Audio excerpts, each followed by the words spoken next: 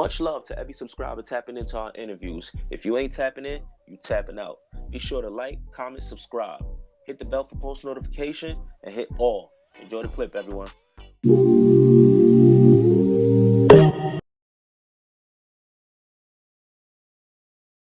Crooklyn, you tapped in with PPhilms. What's the word, man? I'm good, man. How you doing? Chilling, man. Chilling. Listen, man, I want to start this off by saying, thank you for coming on my platform and giving me the opportunity to help tell your story, you heard? And I appreciate you giving me my first interview, man, officially. Right. Big interview. It's legendary here, man. That's a fact. Here on PPhilms, we try to help the viewers get to know Crooklyn Reactions, the YouTuber, but also Crooklyn Reactions, the person. So yeah, there will be personal questions, but it's only to let the people that love you and what you represent get the pleasure of getting to know you on a deeper level, all right? All right. So I know it's your first time on PPhilms. Yeah, man, it's the first time doing anything, so I'm just trying to get used to it. That's a fact. We're gonna walk you through it. We're gonna be alright. It's a legendary night. It's a legendary night, man. Let's get it. So you are from Brooklyn, right? Yeah. Let the people know, what part of Brooklyn are you from? The 9, East Flatbush. That's close to Brownsville, close to Crown Heights. Close to everything. You know that. For those who don't know, you know what I'm saying? We have people from all over watching the platform. They don't know Brooklyn. They don't know the 9. Yeah. All they probably know is that Bobby Shmurda and Roddy Rebel's from there. Including 504 and your boy Crooklyn now. Exactly. What was it like for you growing up in the 9? I mean, it was just like any other area, meaning like, you have your good times, your bad times, and, you just gotta have tough skin growing up in certain environments. Like, that's what I could really say to that question. What kind of kid was you growing up? Like before you ever took to the streets, how were you? I was good. I ain't gonna lie, I was a good kid, but I'll say in a group of my friends, like in middle school, I was the bad one. I was always the one to want to fight and to get angry about stuff early. But for the most part, I was good. Like, I was good with the ladies, you feel me, and all that stuff. I was a cool kid. Yeah, that's what's up. Now, I hear you on the YouTube, you be like, I'm the cool guy. I'm the cool man, yeah. I ain't into rah-rah stuff, man. Bad. So you was good, but you did have a little bit of a temper, was the one willing to fight, At what age did you find yourself getting involved into the streets? Shit, like 13 years old. Middle school, because, like, in my sixth, like I'll say 6th grade, I got introduced to someone that was already in the streets, and he brought a little, I feel like he brought a little, not negativity, but he was just a person that brought us into a different, side of the world, where it came to like us learning about gangs and all that stuff, So I'll say like in the 6th grade, then I started to do my own research, and it was already in my hood, in my neighborhood. But then that's when I decided to like, I'm like, okay, like, like for somebody to like really introduce it to like it being in front of me, and I'm learning about it, and I'm not, so like 6th grade. Yeah, 6th grade. Yeah. At that age, you're getting involved into the streets. Yeah. What are some of the things you found yourself doing? I know you're a grown man now, so you talk about the stuff you was doing at that age. Yeah, like a lot of fights. I wasn't the type to like do no robberies. Like, my friends were doing robberies, but I ain't never want to do no robberies or nothing like that, due to the fact that I just like always knew about karma and stuff like that. But like mostly like fighting, running up on people and always, like things like that, staticky stuff like that. But with you speaking on the gangs and all that, it being presented to you by a friend of yours. Question, you still friends with that same person? Nah, honestly, it's a couple like fallouts within, like, since the YouTube journey, so that's like one of them.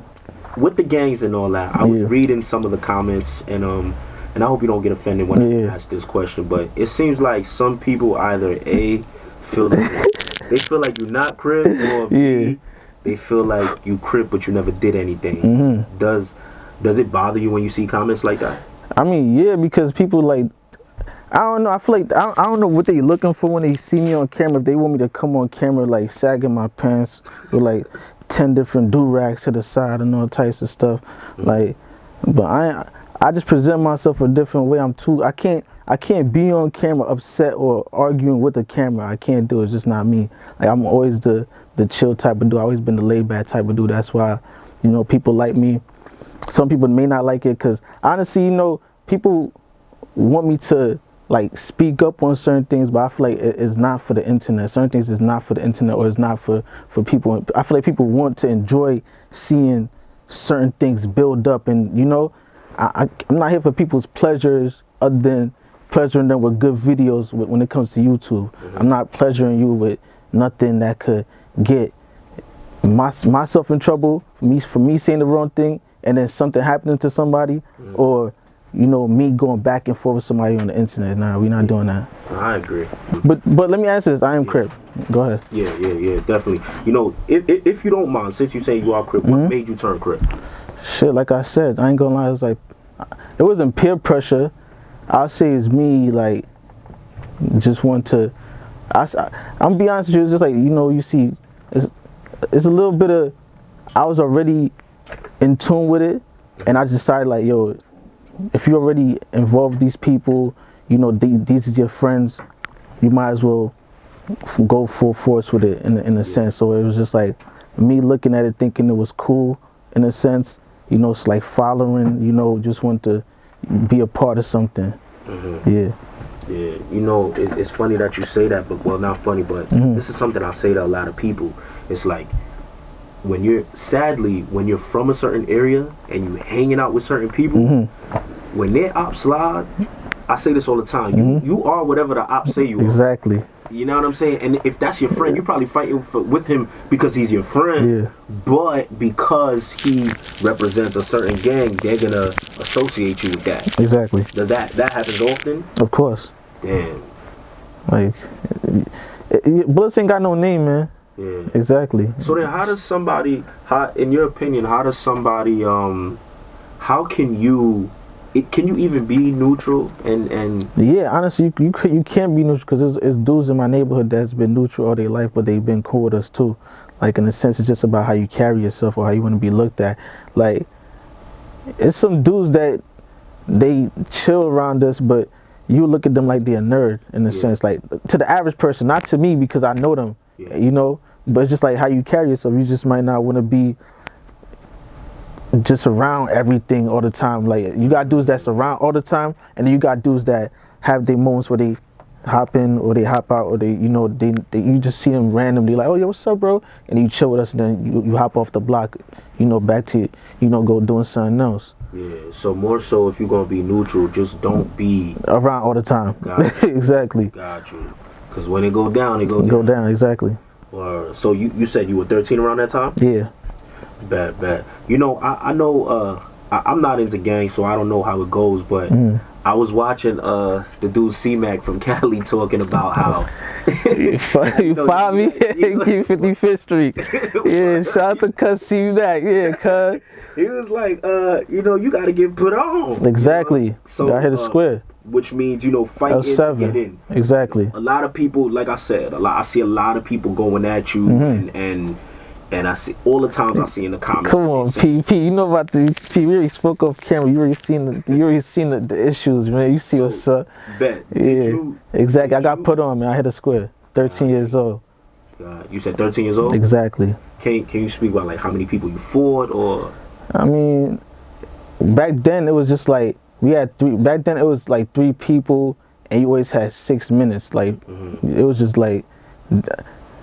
Yeah, I'd say that because you got different squares for like, you got discipline squares, you got shit like that. So yeah, it was for my situation was 3 people, 6 minutes. Yeah, got you. So why do you? No, actually, my situation was 3 people, 3 minutes. 3 people, 3 minutes. Yeah, meaning like 3 people. 1 minute. No, 3 people on me at one time for 3 minutes. God damn. Yeah.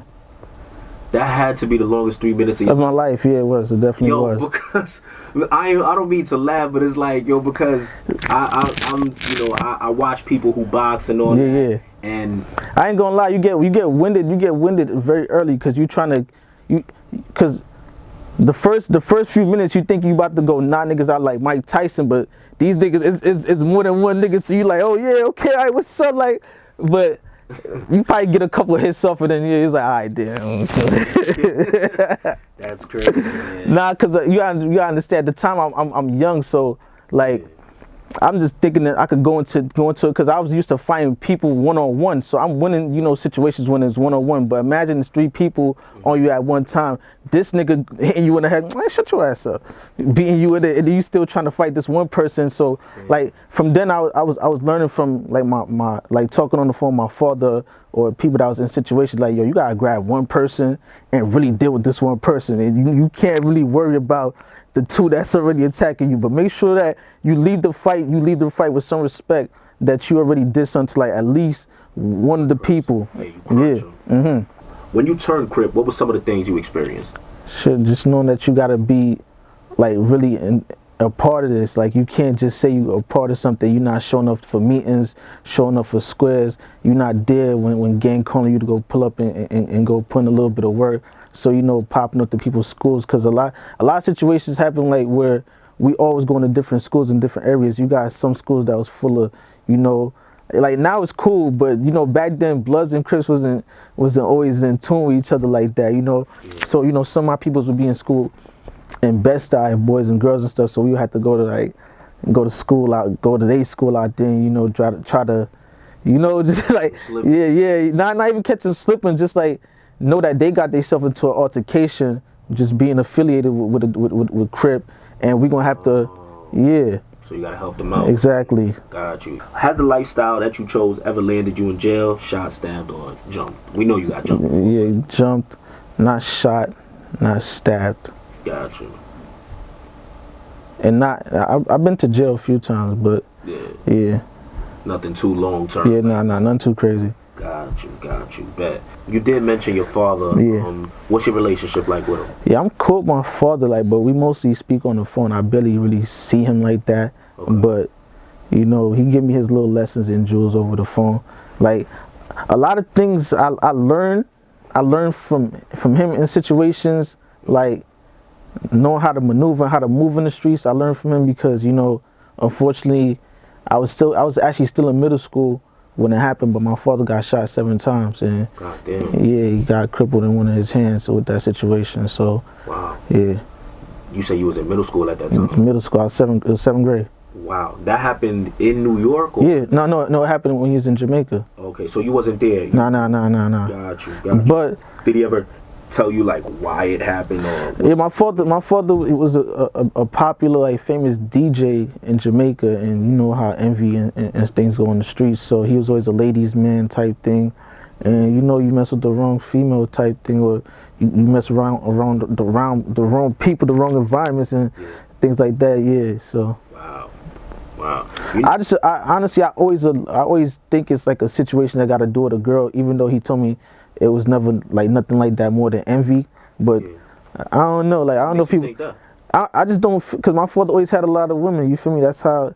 You feel me? but seriously, so my father always had a lot of women. A lot of women always like my father. Yeah. So I just can't see it. I could see it because you see it in real life and you see it in movies, like where a dude would just envy you and want to take your life because he's just jealous of the things that you got, with you, or the people loving you and stuff like that. But he says it's that, but I'm just like, I don't know. You probably missed the wrong shorty or something. I don't know. How's he doing now? He's good, but you know, like I say, he's one of his hands is messed up. So that kind of slowed his career down, type thing. Oh yeah. Yeah, but he was on a big run before it happened. You know, battling with DJ Khaled and stuff like that in Miami, being able to travel the world with his talents and all that. Wow. So, you know, his time was coming, but it was kind of cut short in a sense. Due to that shit. Yeah. Damn, man. Shouts out to your pops, man. Appreciate it. What's his DJ name? Lava Pryor. Lava Pryor? Yeah, he's Jamaican. Shouts out to DJ Lava Pryor. Come on, man. I like that. We're gonna have to have him use that for his set next time. Yeah.